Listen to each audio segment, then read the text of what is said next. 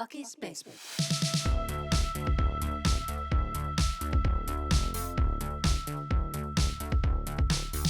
Bucky's basement.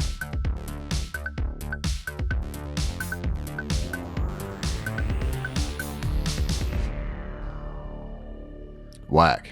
Welcome back to Bucky's Basement. I'm Bucky, and as always, in the basement with me is Old Boy Yep. and Juicebox. I'm also here. And if you guys are watching us on, or if you guys are listening to us right now, we just want you to know that you can actually watch this episode on YouTube.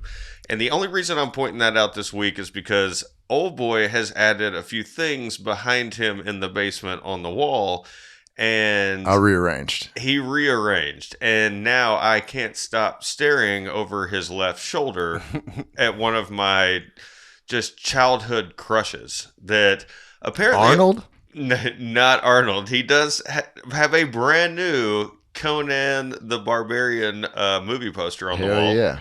If you guys are watching this on YouTube, no. But I'm speaking of a poster that Old Boy explicitly said that he had to order, and it took weeks to come in. A month. It took over a month to come in. It came from China, apparently. And you ordered this how? On eBay.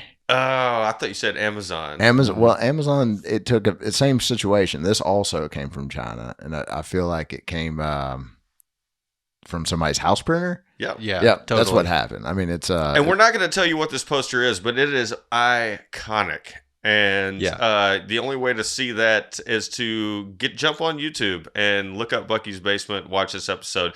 Right. So this week's episode, we decided to dive into the 1986 Academy Award nominated film, you would say? Yeah, I believe so. Peggy Sue Got Married, starring, obviously, Kathleen Turner. I was going to say Nick Coppola.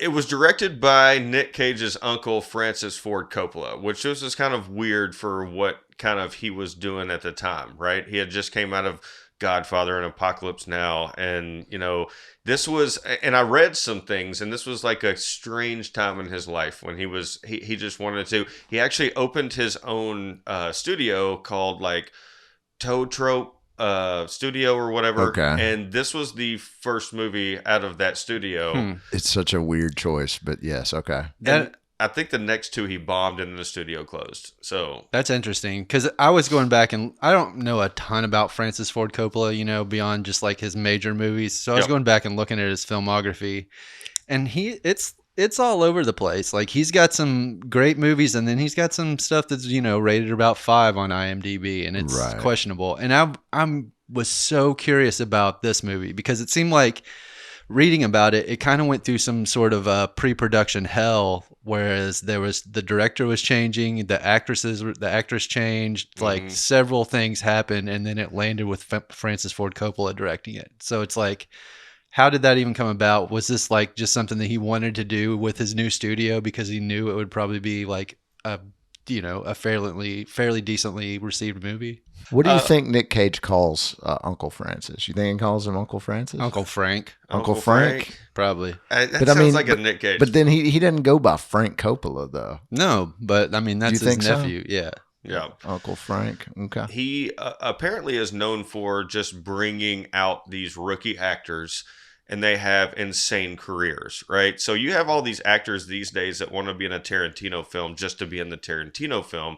It seems like the reverse of back then would be you wanted to be found by Francis Ford Coppola, right? Okay. So he basically founded Michael Corleone. He founded Pacino, right? Okay. That was one of his first films. Right. You could basically say that about De Niro too, but he had been in a couple of things prior to that. Okay. He founded Harrison Ford in Apocalypse Now. That was his first film, right? So diving into this, we've already said that Nic Cage and Kathleen Turner are in Peggy Sue Got Married. There are some other big names that just make appearances right off the bat. Scene number 1, I was like, holy shit, young Helen Hunt. Helen Hunt, yeah. Right. So Peggy Sue, well, no, we'll do that in a second. Let's just say though, like Kathleen Turner was already a pretty established actress. Yes, she wasn't an up and coming actor at this point. She was like But she was the Bona fide. lead, right? Yeah. And she was, crazy enough, she was nominated for an Academy Award for Best Actress in this movie. She did great. She did. She Yeah. did do great. I'm confused too. Like the cinematographer was nominated for an Academy Award, and I Yep. was like thinking, like you told me that beforehand before I started watching the movie, and as I'm watching it, like I'm like thinking about that. I'm like, what? Why was it nominated? Is yeah. it just because it's like has that old timey feel and they did a good job, like kind of making it feel like a Shooting like the time- 60s. The Yeah. vintage, yeah. I don't know. Yeah, it didn't. I mean, it wasn't anything too special about it, but I mean, that dude- in my mind, That dude also did or he was the director of photography for Blade Runner, which is insane, and he wasn't nominated for anything for that, For that? which is wild to me because Blade Runner. I mean, I'm not the biggest Blade Runner fan, but I can appreciate For sure. the production value of it. right? And this is just a simple movie. They Yeah. made some old people look like high school kids. Yeah. I mean, there's nothing to that. There's Yeah, but the third nomination for the Academy Award, if you guys out there didn't know, was Best Costume Design, which I guess, you can just throw that in because you're having Yeah. to go from present day 1985 to 1960. Sometimes we get off track, but right back to the last person in this film that Francis Ford Coppola founded was prior to, this was his very first movie. He had just come out of living in a tent in his sister's yard. Jim Carrey. Jim Carrey's in it. Yeah, And he does an amazing job. Yeah. And this is his first ever movie. He was like a small time comedian that Rodney Dangerfield founded. Why do you keep saying founded? I don't know. He found him. He found him. He found He him on a stage somewhere doing stand-up comedy and signed him. Rodney Dangerfield signed him to his whatever he had back then. I got you. You just keep saying founded. I'm sorry. It's messing with me. All right. So he discovered. Is that Yeah, better? there you go. Yeah, or he found. Okay. You don't like the way I talk? No, it's bothered me. Anyway, so today we are reviewing Peggy Sue Got Married. And as always in Bucky's basement, before we review this movie, we got to tell you what the plot is, just in case you haven't seen it or you want to be encouraged to go back and watch it before you listen to the rest of this podcast. We do a segment on this show called Plot by Juicebox. Oh boy, how does Plot by Juicebox go? Juicebox reads a plot, then he reads the real plot by Juicebox. That's correct. All right. Peggy Sue faints at a high school reunion. When she wakes up, she finds herself in her own past just before she finished school. That was the quick one from IMDb. That I was like it? That's perfect. That's great. I mean, there's some longer ones, but I'm going to spare everybody the Okay. Right. longer ones. Mine was a middle-aged housewife gets stuck in a repeating time loop as she goes back in time and marries the same person over and over again. She never learns a lesson. Amen. I mean, That was a little sloppy. I probably could have done something better, but Virtually that's it. I mean, look, we're dealing with a movie in 1986 where apparently time travel was popular then, right? No kidding. So did you think that like they heard Back to the Future was coming out and just was like, let's capitalize on this? tweak it. We won't go to the Yeah. 50s. We'll go to the 60s. There you That's go. what I read it was like the girls' version of Back to the Future. Like Back to the Future, Michael J. Fox is for guys. They made Peggy Sue Got Married for girls. Right. But in my lifetime, and I've read this, and a lot of people say this movie is about time travel, but in my lifetime and my experiences, you have to have a vessel to time travel, right?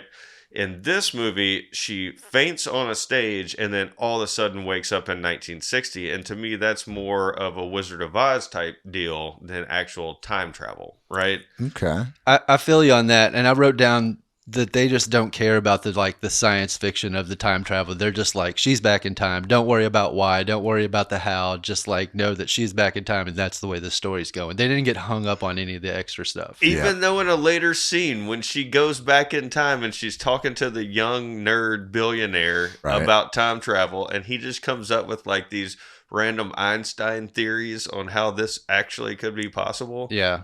It wasn't 88 miles an hour, and No. it wasn't electricity or anything. Well, it kind of was. But anyway, getting back to it, this movie opens. Obviously, we've told you a little bit about it. Peggy Sue is going through a divorce with the one and only Nicolas Cage, aka what was his Charlie. Charlie. Charlie, yeah. but what was his He was a furniture salesman or something. Yeah. the appliance king. That was a very simple Okay. The appliance king. Yeah. Yeah. So they hit you with him straight out the gate too. I don't know if you guys noticed that. Like the credits, I wrote down the credits are very boring. Like it's just solid colors with like the words on the screen. Nothing's happening. First thing you cut into is that that commercial with Nic Cage doing his voice and his looking his crazy ass way. It's like hit you in the face like a punch in the face. Yeah. And this is pre-voice 16-year-old Nic Cage or 18-year-old Nic Cage, right? This is supposed to be like middle-aged So- Nic Cage So to Yeah. a casual Nic Cage or fan, Charlie. Yeah. he seems normal in this commercial. No. Well, I mean, not no, but No, his fucking voice. Like I wrote down, what's up with that fucking accent? Yeah. right but the off top. voice gets so much higher when we go back to because 1960. his balls hadn't dropped. Yeah. I hope guess. that. No, I've got a theory on that later on. Okay, So hold all that, right. write that down, whatever. But that is very true. You get slapped in the face with Nic Cage in the whole thing. It seems like he comes in drunk to this high school reunion. All right, so the movie opens in Helen Hunt is getting her mom ready for this 25th and reunion. 20th, yeah. 25th high school reunion. 25th, I thought okay. they only had like 10, 20, 30. I didn't know 25 even existed. Maybe Right. in the 80s it did. But so she's reluctant to go to this. She goes to it. She wears this like crazy flashy dress like you would in high school, I guess. Yeah. And she shows up and everybody just looks like plain Jane. They're like fucking, It's been 25 years. How old are you? 40? Yeah. 40, 41, something like that? Yeah. It's 42? like Peggy Sue, get a fucking life. So anyway, fast forward, you start to see some interesting characters in this. Obviously, Nic Cage shows up in the all-white suit. It looks like he's drunk coming downstairs. Yeah. Yeah. You meet the friends. You meet aforementioned Jim Carrey, right? Jim Carrey. So Jim Carrey is one of the Nic Cage's high school friends. He's also in a crooner group with him. Yeah. Where they sing a Oh, cappella. yeah. Acapella group. Yeah. So that was wild to me too. Like just to think about that was like the band of the 60s, people didn't have like as many instruments, I guess, or access to instruments. So you just started an a cappella group. Yeah. You're basically meeting these high school people right out the bat. Like there's Richard, he's the guy this short guy who became famous, and you're already asking yourself, why? What's he famous for? Is he rich? They don't explain that. Yeah. So all the friends are getting together, they're meeting each other just like you would at a high school reunion, and they're walking around this room prior to all the festivities starting. And then this is my first what do we call it when you guess the plot? Plot master? Yeah, that's it. Sorry, plot master. When they're walking around and they're looking at posters on the wall of people who used to be like the popular people in high school, and they've got these massive posters 25 years later. Like, who's going to spend money on that? They're still promoting these people 25 years later. Right. I know. Like, this is what it was. This is what made our class famous. Is these people. But they also had a big giant blow up of that writer dude who like apparently everybody kind of hated and was like the outcast. Mm-hmm. Like, why did they have a giant blow up of that guy? That's a great point. Did he become famous later? He wrote a book, but I'm confused. We can talk about it, I guess. But I was confused of like whether or not he wrote that book and became famous before she went back in time, or like her going back in time and hooking up with him was like what caused him to write that book. So that is going to come about because this movie is kind of split up into two major parts. The beginning, the very end is a small ending. But the whole chunk of this movie is 1960. And how we get to 1960, which is 25 years earlier, is we've got a woman in a marriage shambles with Nic Cage. Midlife crisis. Just complete midlife crisis. She's a housewife. I guess she doesn't work, right? She doesn't. Yeah, it didn't seem like it. Yeah. Yeah. So, and her husband has a girlfriend, and he's cheating on her. Leaving her. Nic Cage cheating on her. Right. Or Charlie. So she dolls herself up, goes to her old high school reunion, which is probably a small high school, and it's depressing. It seemed pretty small. And then she wins an award for reunion queen. It's something like that. Like, so do you think that actually like happened and it just dissipated over the years? Because I don't know. so at this 25th, the main thing at this Probably, right. 25th high school reunion was renaming a high school prom king and queen 25 years later, so it's not the more popular people anymore. But you know what? Those things probably did happen. Yeah. Absolutely. I was going to say, like, Bucky, you've been in this business before. When I was first out of high school, I worked in like the banquet business at a hotel, and we did like lots of reunions, and they did stuff like this. I swear to God, it was I mean, this was for older people, so maybe it wouldn't affect it in the same way, but I swear to God, Facebook like killed off reunions because everybody already knows what's going on with everybody. It's like you keep up with the people that you want to keep up with. Like, and no one cares about going to an event to see other people that they haven't seen in a long time because they see them all. They see them online all the time. Everybody already overshares. But those older generations, I mean, man, you'd see older people still wearing their high school rings. Like it was a weird deal. Yeah, it was a whole other thing. They're proud of that, right?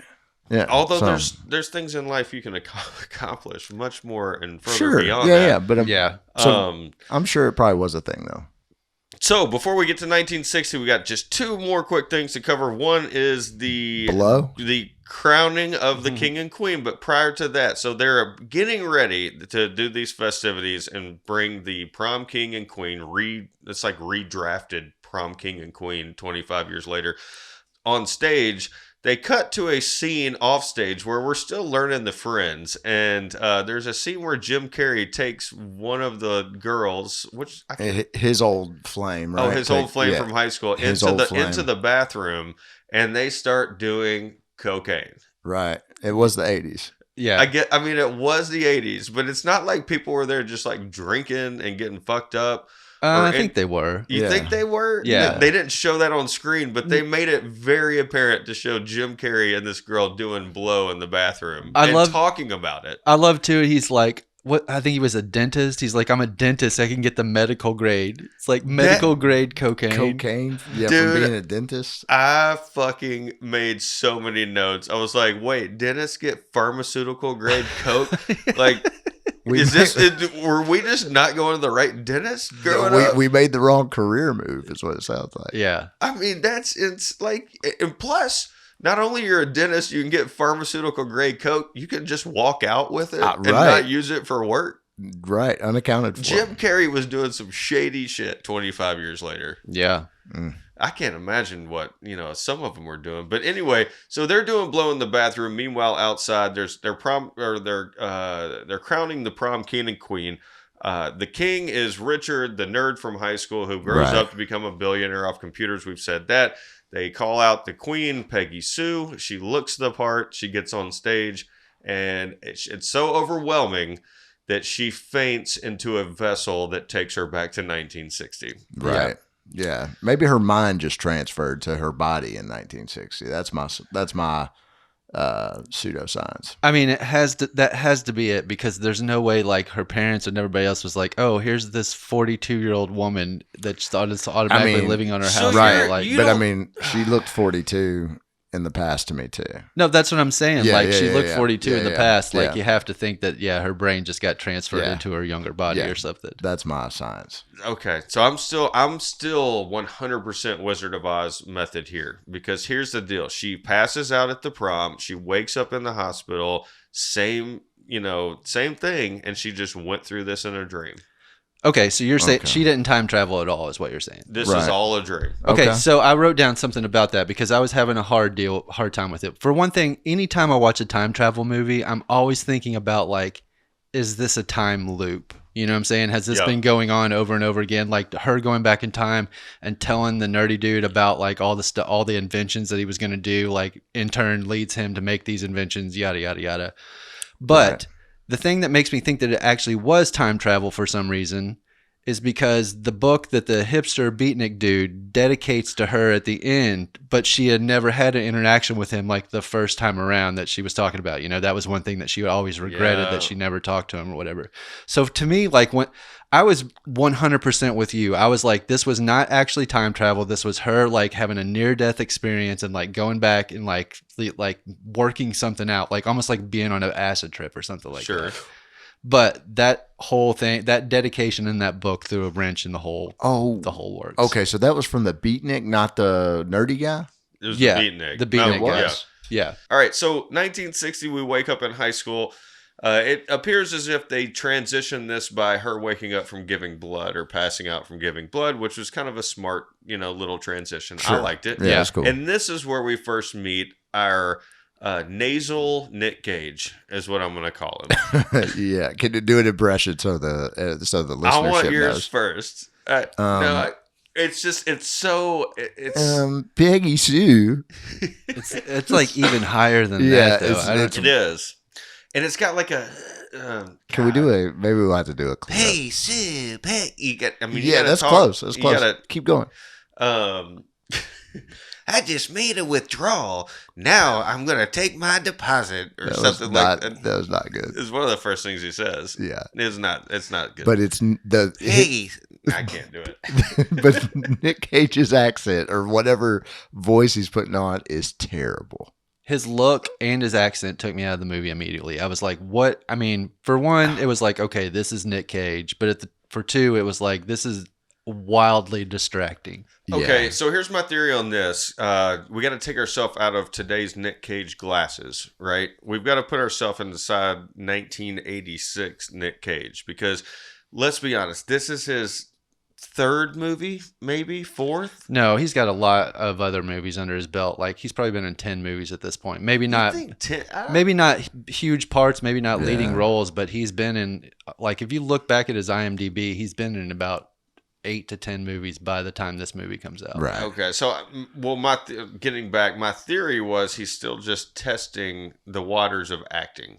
He's trying to see where he fits. So this is like 10th movie. He's like, I'm going to try I'm something kind of new. defending Nic Cage here. He's just trying something new. It didn't work. Sometimes it Right. works out. It doesn't work out. I mean, look at what is it, Tom Hardy and Bane, or like shit that like just is just way off the wall. But Tom Hardy and Bane had to go through Christopher Nolan, and Christopher Nolan had to have approved it and probably tweaked it for what he wanted. But true. I read that Coppola was against it too, right? Like I think. I don't know. From what I read, he was like wouldn't do anything about it. Like I read that Kathleen Turner was like off put. Yeah, she was put off by it. Thought it was a joke. Brought it up with Coppola. He just like kind of brushed it off. And Nicolas Cage was doing it because he didn't even really want to be in the movie, but they like kind of just made him be in the movie or something. So Maybe he was some like, contract. So he's like, I'm gonna play it like this wild whatever this is. But man, like I don't care what role you get. Don't you just do the best you can because you want to get in other movies? I mean, True. Like even if you're a piece of shit, you're like, I'm gonna shine in this. But piece this of dude shit. is obviously like benefiting from nepotism at this point in his career. Clearly, This is yeah. the second Francis Ford Coppola movie that he's been in. Anyway, so we're back in 1960, and you start seeing Yeah. the same characters you just saw from the 25th, high school reunion, but younger. So I don't know how much effort was given, and I know Kathleen Turner's 32 in this movie. Like she is 32 when Right. she's filming, so she can go to 42. She can go to probably 18 and be somewhat believable. Sure. 80s 18. But I think the most transformed, obviously, was Nic Cage, from old Nic Cage to 18-year-old Nic Cage. The rest of them, Jim Carrey's kind of the same. Like the nerdy dude's Yeah. kind of the same. Cosmetics just weren't that great. Yeah, I don't know that he changed that much though, honestly. Like he still had the weird teeth when he was old and when he was young. He still Right. had the hair that was like slicked back. It just wasn't quite as much of a pompadour when he was older. It was a little more slicked back, but he still was like had the exact same look. Right. He's wearing false teeth, right? Or wearing a different, like a set of teeth. 100%, yes. All right, so Peggy Sue goes back in time, and then this is what starts, like, basically her inner struggle with herself into, do I change what happened in the past to affect my future, or do I not? She's gonna desegregate schools, and she's gonna lead the civil rights movement. She's got to make some decisions. Apparently, she's going to start the Beatles too. Right. According to this movie. Yeah. It was just there was a lot to unpack in the beginning, because you go from the high school, then she goes home, and then what are we discovering now? Because this is is Tom Hanks and Big, going back in time, and that's another movie that I think about when I think of When this. you thought it's of this? like Big, Yeah. like But Big didn't time travel. No, you're right. But so, all right. So she goes home. All right. So she goes, she's back in 1960. She wakes up in the nurse office or whatever. And then she goes home and, she's like, why, wow. She's still adjusting to the fact she's in the past. She's like, am I dead? Am I like, she doesn't know what it is. But then she sees her parents and she sees her parents young, right? Yeah. And that's got to be kind of a weird, I don't know. It got me thinking because now I'm a parent and it's, I don't know. It like messed with me a little bit. I was like, damn, I can't imagine going back to a time in my life when, you look the same age as your mom. yeah, basically. But when and she like, hugs her and she goes, "Oh, that Chanel number 5," like you always loved that, and that's where the it starts off, stuff like that. Right. When she sees her little sister and she's like, "Oh my God, let's play Parcheesi." Yeah, let's not be. Yeah, let's not. I'm not going to be an ass to you. I'm going to be nice to you because I get a do-over. You're getting a do-over, right? Yeah. So she's like, "Oh shit, yeah, I'm gonna be nice to you instead of being a jerk." And I don't know. There's it's just steeped in nostalgia. So then we meet Nic Cage comes over for a date or something, like they're dating at the time, obviously, because they are married in later life, and apparently he gets her pregnant when she turns 18. And this is coming towards the end of this is progressing through the movie. She's getting older and older, and she's about to turn 18. And that's the night she gets pregnant with her first kid, which spirals this whole marriage out of control thing. So we see a lot of early Nic Cage, and yeah, but it's they're like weird. Like he acts really weird. Yeah, because they're on the outs, right? Like they're talking about breaking up, or he's kind of leading the conversation. Yeah, he's talking about breaking up with her so he can play the field, basically, and then he wants to get back together with her in 3 years. This is play it when the field dries up, or his voice drops. Maybe because riding that voice to. Yeah. Because the underlying theme that it took me so long to pick up on was he wanted to be a professional singer. Right. Like, I did not catch that until he was in the lounge in the club singing for that one dude. And I was like, oh, he's really trying to be a professional singer. He's going after it, yeah. And he's crooning on the weekends to the high school girls. Do you think that's his real voice when he sings? I don't know if y'all remember that, but it sounded pretty dubbed and it was good. I don't know. I thought it kind of sounded like him. I think it sounded like him too. Really? I bet Nic Cage was a man of many talents in the mid '80s. If he was, he could pull off a better voice than that voice. But that was a choice, man. That was like he was going for that voice. Yeah, it was like I said before. Coppola kept asking him to play it, and he said he would do it if he can only do it in an over the top manner. So there's a lot of things people talk about, like Nic Cage in this movie, and like the way, like when he first came over to Peggy Sue's house, and they gave him a Rice Krispie treat. I don't know if you guys noticed things like this, like I do in the movies, but the way he ate that Rice Krispie treat, which was about this size, he opens his entire mouth and just like drops it straight in like all at once, and then just starts chewing loud, like really loudly, like a snake eating something, which is like loosening his jaw and putting it in. Then he's all awkward with her, but he's showing glimpses of why she married him in the first place. But there's a couple of things, man, that just completely throw me off here. And one is when they like drove to the point or whatever.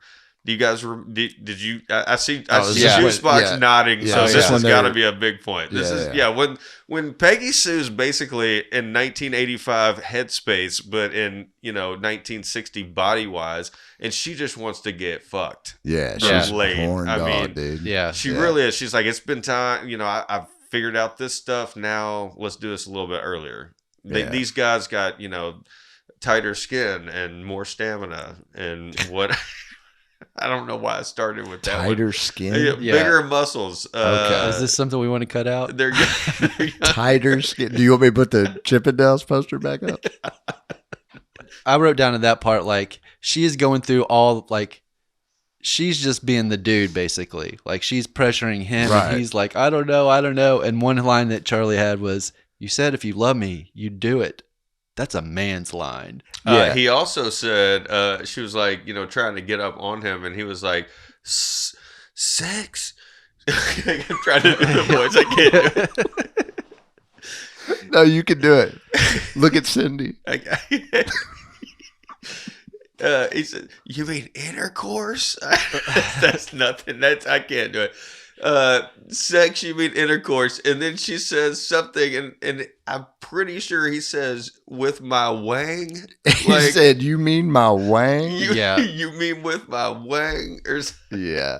Yeah. You mean my wang? Timid. She wanted to pull out little Charlie. Let me ask you something. If get you had a girl that confident and 18, and it's just you in a car, I mean, yeah. come on. What are we doing here? Like he I is don't the know. nervous. Having a kid, probably. Yeah. Yeah. Right. Yeah, dude. She basically had to force it. And like later in the movie, he's like, "All right, I'm ready." And I guess you guys are right. It's reverse roles. Well, like, all right. So in the beginning, he's the one talking about breaking up, and she's like, "Yeah, okay, maybe." Like, I know how things work out with you. So he's like, all of a sudden, like, "Oh shit!" Like, wait a minute, is that what I want? And like, so when she's in control, yeah, she's taking control from the get go. It seems like so he's seeing that and he's reacting to it. So yeah, it puts him off guard. And then what happens next? She goes and runs for that real dick. And Yeah, that is the introductory poster we saw on the wall. The guy who was not at the 25th reunion, the beatnik. Yes. The typical 1960s guy who slicks his hair back and probably rolls cigarettes up in his sleeve, wears tight jeans, a lot of dark colors. Correct, wannabe. Reads. Yeah. Nobody else reads back then, right? Oh, back then, okay. Yeah. I was like, why are you looking at me like that? Why are you looking at me like that? He's the educated, dark one that always knows the answers in class but never wants to speak up until he's, required to. And then he blows the teacher away somehow, and he rides a motorcycle. Oh, okay. Oh, so yeah. I should have leaned in with that. Can that be my tagline? What? The educated dark one? I'm kidding. I'm not educated. Anyway, so she finds him in a diner because she's still on her quest for dick. I think she can get past a lot of this 1960 stuff if she gets past that part. So she finds this dude in a diner. She likes what he says. She remembers, man, I missed out on that in high school. Let's give this a good high school try right now.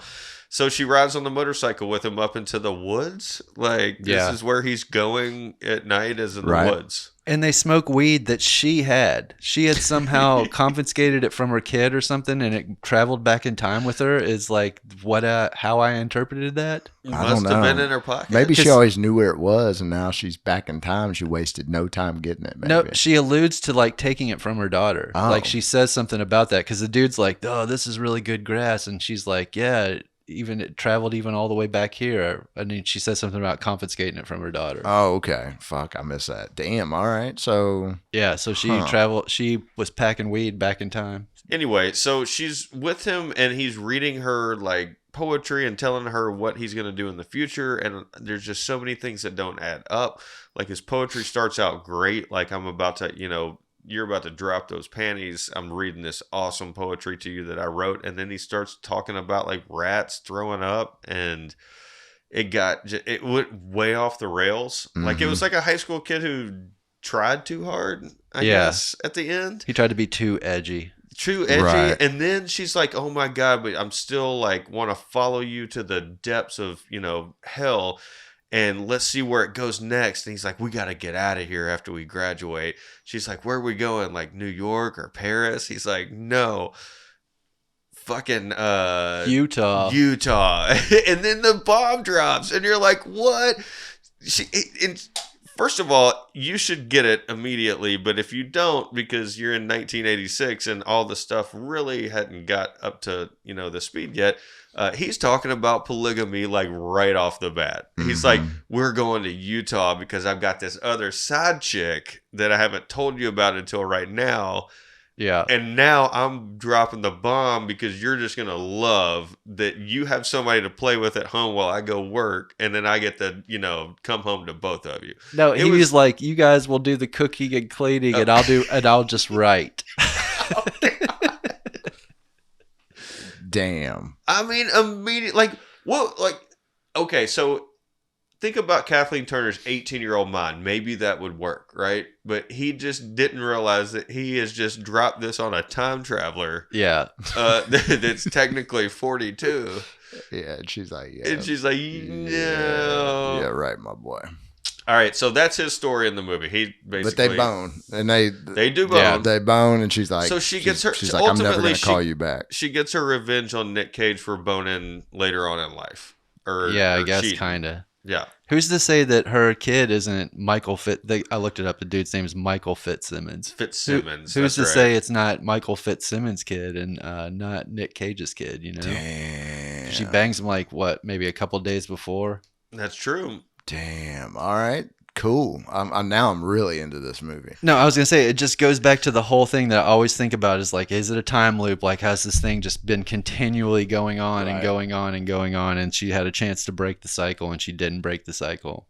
All right. So anyway, get through this. Peggy Sue, obviously, she went back in time. She saw some stuff. She got to see her grandparents. That was cool. She boned the dude in high school. She never got to bone. Right, and she befriends the nerd. She befriends. Oh yeah, that's another big part. So that's the next part. Is like she finds the nerd, the guy who we meet in the 25th reunion, high school reunion. Right. And the nerd became rich and famous. Yeah, the right? millionaire nerd. So now we're going back in time. He's still a nerd. He still gets picked on in the lunch, whatever. But she goes and shows him attention and tells him that he's going to do great things. But because she thinks he's the one who's going to fix the time travel. Mm-hmm. Yeah. And convinces her or him that she's from the future. Yep. And then starts giving him like trade secrets from the future. Basically, yeah. Which ultimately gets him rich. So she's the reason, right? He got rich. Right. And all she got was some flowers 25 years later. That is true. Man, that's a really good point. Mm-hmm. He could have dropped some shares on her. Yeah. But I guess we didn't know this in the beginning. We did know it in the end. And you're right. He only gave her flowers. He's a piece of shit. He invented a bunch of stuff. And then, so we're trying to get Peggy Sue. Now she's done everything. She's kind of starting to come to the idea that maybe she is supposed to be with Nic Cage because she keeps falling in and out of love with him. And, what's the grass is greener type thing. Yeah. So, Well, I was just gonna say, in y'all's opinion, what sealed the deal that made her come back around? Because I felt like there's no conflict and really no conflict resolution. I know what it was. It was her kids. It was always her kids because that was the one thing she kept referencing was how much she loved her kids and how much she missed her kids. And then he gave her that locket and it had their baby pictures in it, but she saw her kids' pictures. So it was like, it was her kids that drew her back. You're right. That's what it is. you would think that was that trap. You would think that were trap. God, It's that trap. you would think that is what drew her back to reality. But you guys are completely missing my favorite part of this movie, which is, pretty much the prequel to the ending is how she actually got back or was going to get back prior to discovering her kids and the locket and the love and everything and realizing she wants Nic Cage, which was when she went and visited her grandparents. Oh my God. Yes. I love that part so much. And it's pretty much the end of 1960s, Kathleen Turner. And she goes to visit her grandparents to because Nic Cage tried to smother her with a pillow. That part was wild. Because she cheated on him with the motorcycle dude, Yeah. Fitzsimmons, and then she's at home sleeping, and he finds out already that night from her friends who saw her on the motorcycle. So he goes and tries to smother her with a pillow. Yeah. That shit was crazy. He's a fucking creep, dude. Yeah, so she needs to get away from things. She goes and visits her grandparents and feels confident enough to tell her grandparents that she's from the future and that, here is everything that's going to happen. She named her kid after the grandmother and all this other stuff. And then all of a sudden, we find out that the grandfather is in this secret club of people who bring people back and forth from the future. Yeah, that was wild. Yeah. Also, her grandmother alludes to the fact that she knows when she's going to die. It's almost like she has this kind of Correct. unstuck in time type thing going on also, or she has experienced it before. They're both, as soon as she tells them, they're both immediately like, oh yeah, that's a thing. Yeah. I mean, how fucking convenient can it be that somebody in your own family can get you back in time when like you don't even think anybody knows about this? I mean, maybe it's hereditary. You know what I'm saying? Like her grandmother has the power. Her grandfather knows about the power. Or Like the Teen time Wolf. travel thing. Yeah. T-Wolf. Exactly. Teen Wolf. Hell Yeah. Time travel wolf. Hell yeah. Okay. So anyway, so she goes down to the lodge where these old dudes are just like sitting around. They're like, "Oh, we got another one." Like somebody that wants to Right. come in and get exercised Back to the Damn. Future. Twice this week. Yeah. Yeah. So All this right. is my favorite part of this whole movie is they are like going through this seance to get Mhm. her back, and like this lightning strikes and the power goes out, and then Nic Cage jumps through the window, steals her back through the window, and the lights come on, and these dudes actually think they did it. Yeah. And then, Right. then best part, they think that they just sent somebody back to the future. So what do they do next? They say, "Well, it's time to play cards." Yeah. And like just like go Break out casually the cards. Yeah, casually back to their business. So anyway, she ends up hooking up with him, and that's like what is the transition back to the future, right? Like after she's hooking up with him, and then all of a She made sudden the she's conscious waking up into the decision. future. Yeah, she made the conscious decision to just have sex with him in that same barn. Apparently that's where the first thing happens, and she gets back on the current timeline, wakes up in the future, nothing changes. Except I guess the guy writes a book and dedicates it to her, and the guy who became rich only gave her flowers. But you're right. That is really the only thing that The changed only. because he still cheated on her with the same person. Right. Sure. Like nothing changed in that sense at all. Do you Yep. think do you think that Wang is what brought her back to the future? What? The Instead of a Wang brings- DeLorean, Wang. it's his Wang. It's the Wang brings you back.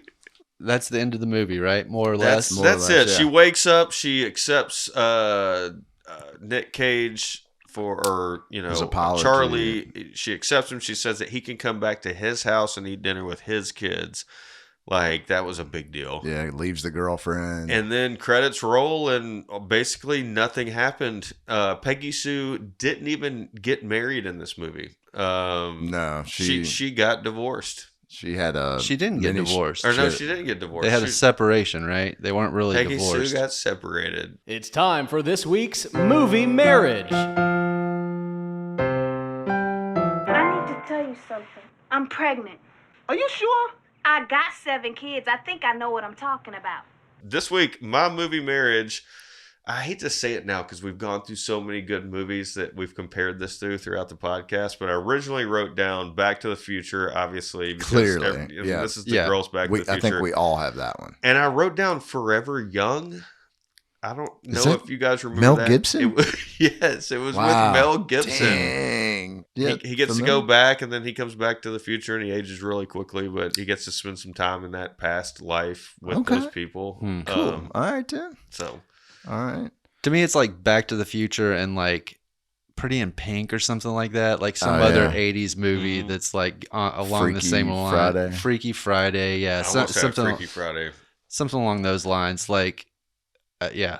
I don't know. It had a very generic feel to it. Like don't feel like I'd seen this movie, but I felt like I had seen this movie. You know? Yeah, exactly. My marriage is Back to the Future, and I'm gonna get meta. I'm gonna go another Nic Cage movie, Family Man, which I think is wow. one where he You're goes right. back in time or sees a future with a.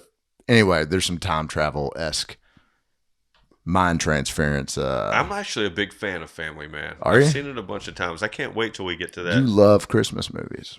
Yeah, more or less. Yeah, that's cool. It's your thing. I think you're right about that, Family Man. I like that one. All right, so another segment that we do to round this episode of Peggy Sue Got Married out is we all give our tagline. So we read the original tagline for the movie, which is obviously Peggy Sue Got Married, da da da da da, and then Yeah. we give our own taglines or what we've come up with. Yeah. So I don't know. It might be kind of hard to beat this tagline. Like the original? Yeah. Okay. It's good. It's one of the best ones I think I've seen for when we've done this. Peggy Sue got married. Or will she? Or will she? See, I wrote down Peggy Sue Got Married, or will she? Knowing what you know now, what would you do differently? I Damn, read that somewhere. You had the tagline? Oh. I read like that was That's part like two different taglines. Oh, it there. is. Okay. Yeah. Gotcha. There was, according to IMDb, there's 5 different taglines, but that was Holy just the shit. first one. Or will she? That is pretty good. Okay. All right. So now we read our own tagline, which is the fun part. Yes, some of these are good. They're very movie themed, and some of them are just absolutely terrible. All right. Who wants to go first? You want me to go Should first? we flip a coin? I'll fuck it. I'll go first. All right. Peggy Sue got married for the wang.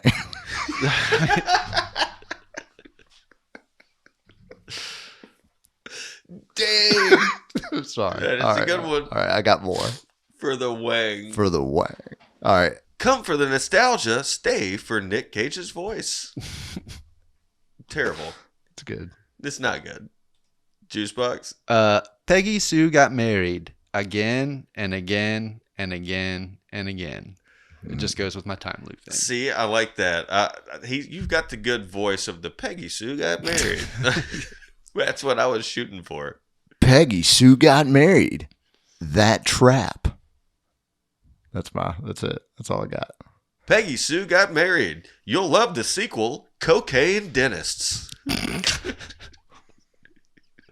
Cocaine Walter.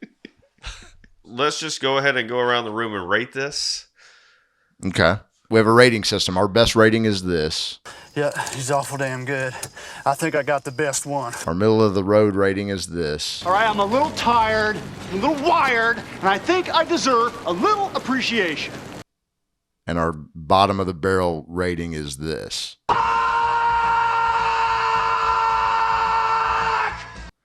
And I'm gonna give it a middle of the road. All right, I'm a little tired, a little wired, and I think I deserve a little appreciation. Yeah, I'm with you on this one. I'm going middle of the road also. I didn't love this movie, but I didn't hate it. It was entertaining, I guess. Maybe I liked it more than Valley Girl. Yeah, I don't know. It was less. I mean, it just showed Wang. like Nicolas Cage is making some decisions from Right. the get-go. Like he is playing these characters how he wants to play them from the start. Right, that is something, I guess. But like you asked me if I was like Bucky asked me earlier. He's like, just watch the movie again. I was like, nah. Yeah, he's awful damn good. I think I got the best one. I'm going to give this the highest rating. And here's why. Because when you are in the year 2023 and you are 41 years old, you go back to these 80s movies and they make you feel like a kid again. Like you remember this stuff and the way they shot movies back then and the way PG-13 was able to get away with a couple of cuss Right. words and a side boob. Like it's just, this what to me, it was fun. I would watch it again. I'm surprised that I hadn't seen it until Okay. now. Yeah. And the only other thing I have to go on is Valley Girl. So I enjoyed this much more than Valley Girl. Same. Much more. Same. And I don't know if I could watch that one again, but Yeah. I would definitely watch this one. So the whole cast was better acted in this movie than Valley Yeah. Girl. I mean, it was all what's over that? It's better. an FCC film. Yeah. FFC. Francis Ford Coppola. FFC. Yeah. Yeah. Do you have some notes? So yeah, I just had a couple of random things that I wanted that I took. One of the notes I took was, I don't know if you guys remember the moment where Peggy Sue gets home and her mom is meeting with that stranger and she's like being very hush hush about it, and it turns out he's like a Democratic representative and she doesn't want her husband to know that she's voting for a Democrat. Oh. Whoa, I missed that. Yeah, that was kind of wild. Uh-oh. Huh. It wasn't that popular back then. Who was the president in 1960? It was she would have been voting for JFK, right? Okay. He was popular. So, and another thing I wanted to bring up is like some of the movies that you could have watched the weekend this opened. Okay. What do you some of got? your some of your other options were. Number one movie that weekend was Crocodile Dundee. That was already No it shit. had already been out for like 4 weeks or something at that point. It was number one. Peggy Sue Got Married, number two. Jumping Jack Flash, number three. Whoopee. Which is kind of wild because to dive back into the mess of the pre-production on this, like Penny Marshall directed Jumping Jack Flash. She was supposed to direct this movie, but they decided not for her to not do it and so she decided to take that movie. So they end up coming out about the same time and competing against each other, which is kind of wild. Top Gun is in the theater then. Oh, shit. Top Gun had already been out in the theater for like a half a year, and it was still pulling. So in I'd like already 2 seen it months. like 4 times. So Stand By Me was in the theater. Karate Kid Part 2. Movies were just better back then. Blue Velvet. Like there was a lot of heavy hitter. I don't know if Karate Kid Part 2 is like a heavy hitter, but you know, I watched it a lot as a kid. Yeah. Coming off the success of 1, it was a pretty heavy hitter. I mean, they changed scenery in 2, which, you know, just gave you a perspective from a different country, I guess. Same story, just Yeah. different No, scenery. it introduced the those drums that you roll between your finger or hands. Yeah. That swing on the sides. Yeah. Everybody had that. But that had pretty been wild. that was Karate Kid's like 17th week in the theater, which is wild to think about how much longer movies used to stay in the theater. Like now it's like 17 weeks after it's released, it's coming out on digital. Yeah. Well, I mean, That there's is a lot of wild. production to put it on VHS tape, or That's like probably mass yeah. produce Probably that. had a lot to do Yeah. with it. That is wild. As always, on Bucky's Basement, if you are listening to us on your favorite podcast network, you know, Apple Podcast or Spotify or whatever, you know, everybody says it. Like, subscribe, do whatever. Google us. Go to buckysbasement.com. There's a lot of cool stuff on there, a lot of content. If you are looking for us on social media, feel free to go to Instagram, Bucky's_basement. All right. Tell your mama and them. Yeah. They call me Peggy Sue, cause I be pegging in the stew. I'm strapping her, I'm strapping you. Strap the whole fucking crew. Bad bitch, you hot and I am too. No time for games, so what we gonna do? Champagne and brain for me and you. Still be creaming when we do. Trust me, I know the right spot. Get you on a 4s and I won't stop. Make that pussy zip zap zop. Make you scream, baby.